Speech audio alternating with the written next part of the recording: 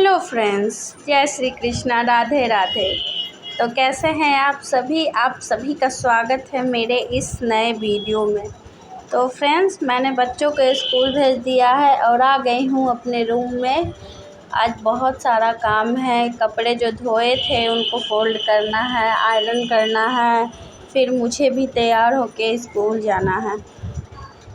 तो मैं अब अपने काम में लग गई हूँ और जल्दी जल्दी अपना काम करूँगी। इधर से पढ़ाई तो कुछ भी नहीं हो पा रहा है, बस दिन भर काम में ही लगी रहती हूँ। स्कूल जाती हूँ, बच्चों को लाती हूँ, फिर उन लोगों का होमवर्क करवाना रहता है।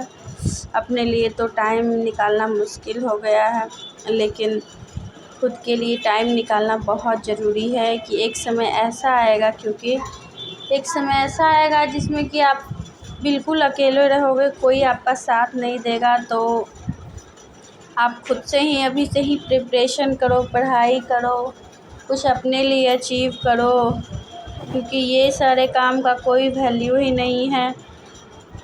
घर के काम का कोई ये नहीं रहता है, घर में हैं तो काम कर रहे हैं, और कुछ अपना अचीव कीजिए, पढ़ाई कीजिए मन से। तो अभी मैं सेकेंड ईयर में बीएड का एग्ज़ाम मेरा प्रैक्टिकल का होने वाला था, जिसका डेट अभी कैंसिल हो गया है। तो अब देखिए डेट कब निकलता है। 6-7 को था, तो मुझे टिकट भी कैंसिल करानी पड़ी। उसमें मेरा 500-600 कट गया, क्योंकि कंफर्म नहीं था टिकट। तो अब देखिए कब कंफर्म होता है एग्ज़ाम डेट, तब मैं अपना टिकट करवाती हूँ दिल्ली जाने के लिए, क्योंकि मेरा बीएड मैं वहीं से कर रही हूँ और सेकेंड ईयर में है। तो सीटेट का एग्ज़ाम तो मैंने इस बार नहीं दिया, सोचा कि मैं प्रिपरेशन कैसे कर पाऊँगी। तो लाइब्रेरी साइंस का था कि आएगा उसका वैकेंसी, तो आया नहीं।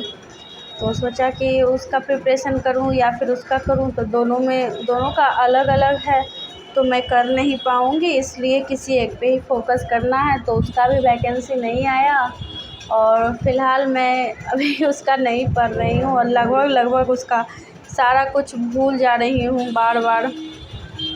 और सीटेट का एग्ज़ाम हुआ, डेट ये रिज़ल्ट भी आ गया है।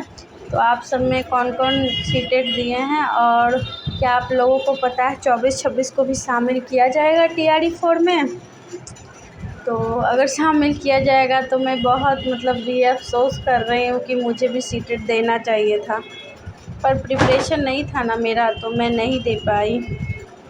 तो अभी तो मैं ऐसे ही ये सारे सब्जेक्ट को बेस बना के चल रही हूँ। पढ़ाई करने में तो अभी बिल्कुल भी मन नहीं लग रहा है। इधर से मेरी तबीयत भी कुछ ठीक नहीं चल रही है, तो मैं आराम से ही पढ़ रही हूँ, लेकिन मेरी पढ़ाई बहुत दिन से छूट गई है। तो समझ नहीं आता है कि कैसे पढूँ, क्या पढूँ, कहाँ से पढूँ, क्योंकि पढ़ने वाले बहुत हैं जो दिन रात एक करके लाइब्रेरी में बैठ के पढ़ाई कर रहे हैं, और मैं क्या ही कर लूँगी। लेकिन ऐसा सोचना भी नहीं है कि मैं क्या ही कर लूँगी, थोड़ा थोड़ा करके हम रोज़ पढ़ाई करेंगे तो ज़रूर हमारा भी कुछ हो ही जाएगा। इसलिए अपनी सोच को हमेशा पॉजिटिव रखना चाहिए। कभी कभी मैं नेगेटिव हो जाती हूँ अपने आसपास लोगों की वजह से, लेकिन फिर मैं खुद से ही मोटिवेट करती हूँ कि नहीं, तुमको डिमोटिवेट नहीं होना है, तुमको खुद से ही तैयारी करके कुछ अचीव करना है, और उन लोगों को दिखाना है जो तुम्हें डिमोटिवेट करते हैं, या फिर जिनकी वजह से तुमको लगता है कि तुम नहीं कर पाओगी, या फिर आगे का कुछ सॉल्यूशन नहीं है। तो ऐसा नहीं सोचना है, खुद से ही डिमोटिवेट होना है, खुद से ही आगे की तैयारी जारी रखनी है। टाइम लगेगा, लेकिन कुछ अच्छा भविष्य में ज़रूर होगा। तो मैं आप लोगों से भी यही कहना चाहूँगी कि कभी भी डिमोटिवेट भी हो तो खुद से ही खुद को मोटिवेशन का एक ज़रिया बनाएं, खुद की प्रेरणा बने, क्योंकि आसपास कोई भी आपको कुछ नहीं करने वाला है, ना कुछ देने वाला है, ना कुछ लेने वाला है। बस अगर अच्छा करेंगे तो यही कहेगा कि हाँ वो बहुत अच्छा कर लिया इतना काम करते हुए, अगर अच्छा नहीं करेंगे तो बोला कि दिन भर तो वो घर में ही रहती है, यही करती है। तो मैं इन सारी बातों को ध्यान में नहीं रखती हूँ और बस अपना फ़ोकस करती हूँ, अपने बच्चे देखती हूँ और सोच रही हूँ कि कुछ भी प्रिपरेशन करके कुछ में भी अपना जॉब हासिल करूँ। तो और आप लोग भी थोड़ा सा सपोर्ट करें यूट्यूब पे।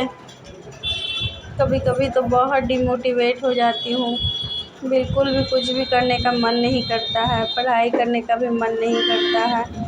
तो ठीक है, मिलते हैं नेक्स्ट वीडियो में। Bye bye.